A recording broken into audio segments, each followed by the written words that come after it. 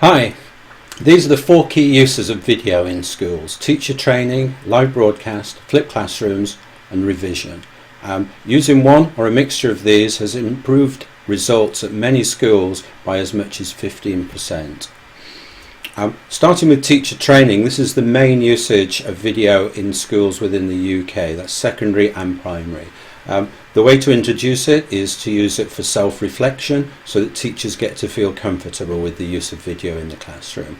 If only they can see it, then they don't feel as threatened, and they usually will feel comfortable in using the system. Following that, they will usually want to share it with other teachers, and this would naturally lead on to peer review and coaching and so on. If there's great lessons, then those can easily be shared across the whole school or group of schools if, let's say, you're a teaching school. The same equipment can be used to record lessons or provide live viewing of lessons across the school or across a group of schools for that matter. So if it's just teacher training, then other teachers can watch a live lesson so that there's no need for an observer necessarily to travel to another school to watch, or even travel from one end of the corridor to another. They can watch outside of that lesson, watch it live, and then review it back with the teacher immediately after that lesson. This usage can also be extended to events such as assembly, school plays, opening of the school, such as happened here up at Peterborough at Neve Academy. And so that's really the gist of live broadcast. Very easy to use, very easy to set off, and it's actually a spin-off if you were to take a system for teacher training.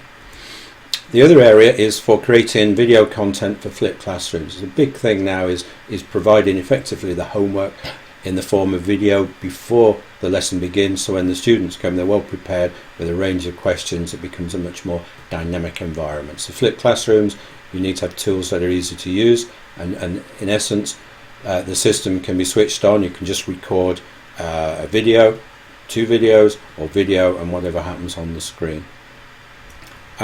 The final part of the use of video is the use for revision.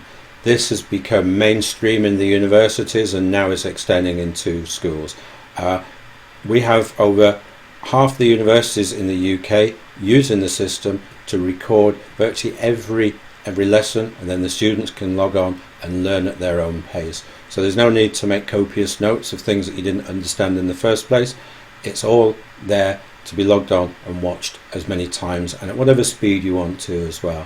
It's a very key thing in universities, and there's been many white papers presented on the benefits therein of recording lessons for students.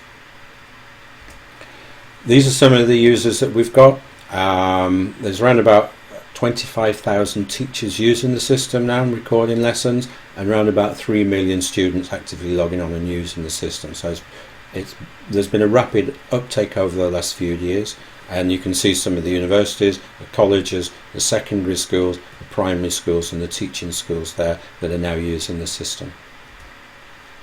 This was one example of a white paper where they ran a group of exams where half the pupils had access to videos of the lessons during the year and the other half didn't, and this is where the 15% grade difference occurred. There's been other tests along similar lines, and they're all pointing to the same thing. There is a big increase in grades if you use this. How it works, there's any cameras, and then they upload to either your server, or more typically these days is a cloud-based server, and then if you want to watch the lesson, you would log on via a password, get in there and watch the lesson. You can have 1 or 1 million people watching that lesson if you wanted to. Any camera can be used. We've used a whole range of IP cameras. More typically are pan, tilt and zoom control cameras, or iPads and iPhones can be used. The latest ones to gain popularity are web cameras.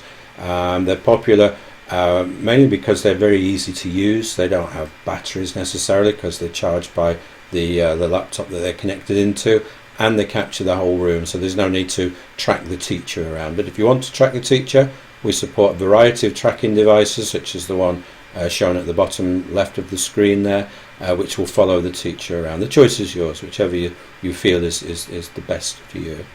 A normal setup though for teacher training would be a couple of cameras, one on the teacher, one on the learners.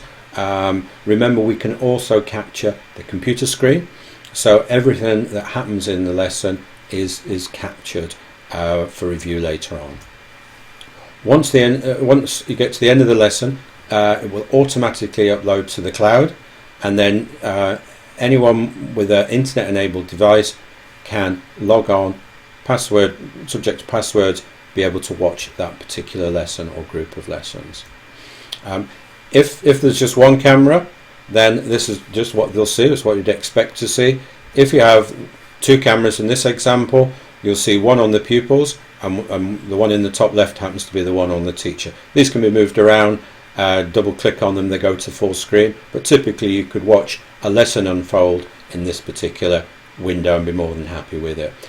This window also allows me to introduce bookmarks or time link notes, so that allows you as an observer to add your own personal time link notes that only you can see at that point in time, and as you type them in, it'll put a timestamp as you were typing it. So if there's a good question and you thought that would be useful to come back to that and revisit that when you come to review the lesson with that teacher, you would just type that in, and then when you click on that during the review, you just jump to that point. So it really speeds up the review process. It makes it a lot easier. If you wanted to, you could even free up access to that time link note so that the teacher could see the notes, and you wouldn't necessarily even need to meet that teacher. Let's say it was a teacher that was working away at another school and you're observing it remotely. You may think that might be a good use of the tool to provide the notes to them in that fashion, or you may want to keep them private and meet them face to face. If you're a student wanting to look at a lesson, you would present it to the student perhaps with more of a bias towards the content that was on the screen. In this mock-up example, it shows a PowerPoint slide, and that's how you would see it with the teacher talking. You could delete the teacher view from then, and you just get the PowerPoint perhaps with the voice. Bath University used to run the system like that. Then they found that having an image of the teacher as part of the PowerPoint slides increased the uptake and the viewability of it. It was a much more friendly environment. So there's a lot of psychology been applied to this, but generally it's nice to see the teacher talking as well. A nice additional feature is that everything that's written on the screen is automatically searchable. Everything that's said by the teacher is also automatically searchable. So while you probably expect to be able to search for a multitude of videos across your library, you can also search for whatever else happens in a library, such as if it was a history lesson and there's a mention of, let's say, Shakespeare, you can type in Shakespeare and it will find that point in that video that Shakespeare was mentioned, or those multiple points. It makes life a lot easier for students just to review a lesson to use that particular search tool. You can edit videos. If you wanted to edit a video for shared best practice, say the 10 best starters or something like that, then this would be the tool to do it. It's very simple to use. It's just click on the scissors, cut and paste the part of the video that you want to have as shared best practice, put that into a separate shared best practice. Maybe that's let's say the 5 best starters or something like that, and then that can be provided to new teachers or NQTs as and when they come on board. In terms of the overall equipment in the package, the one on the left there is what we call the mobile system. That's a case with a laptop, the cameras and the microphones and the tripods, everything that you need to wheel into a classroom, switch it on in 5 minutes and be ready to record a lesson. Once that lesson's recorded, it uploads to the cloud, and then anyone can see it that has password permission from the teacher that created the lesson. If you wish to record more than one lesson at the same time, you'd need more equipment. So you can buy a recording kit from us, which is that blue one there, which can have, let's say, a couple of cameras, or you can use your own equipment, which could be arranged. If you've got iPads there, or you've got other cameras in the school, by all means feel free to use those, and that allows you to record multiple lessons at the same time. Remember that every teacher gets a license anyway, so they all can use the system with a personal password, personal logon, and only they can see the video that they've created unless they choose to free that up. It's a very important point. It makes the teacher feel comfortable in the usage and makes them feel that lesson's not going to be spread all over the place.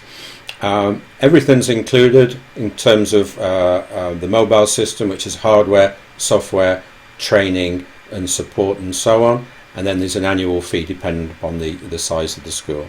If you felt that you wanted to move forward a little bit more with recording more than one lesson, because normally at a school there's only one observation would get done at one point in time, you would go for a few extra licenses. There's a little pack of 5 licenses that you can go for, and that facilitates you put in 5 licenses on some of your own computers, and that will allow you to record. Those computers can be your own, they can be laptops, they can be computers, they can be iPads, they can be Apple Macs. If you wanted to, you could go the whole hog and go for the complete site license, in which case then every computer can have a license to be able to record, and that would extend to teachers' iPads, teachers on laptops, computers in the classrooms, and even if you wanted to, you could provide that to the students. So the students would also have their own logons, and they could watch subject to passwords lessons, and also if you wanted to, the students can create their own video and upload that to the teacher's library for homework. So that's another usage of the system. That's really it for now in that short overview. There's a lot more to talk about, but if you've got any questions, please, here are the contact details. Give me a call or email me. Take a look at the website, the contacts are on there, and I'll be happy to help out. Thank you. Bye bye.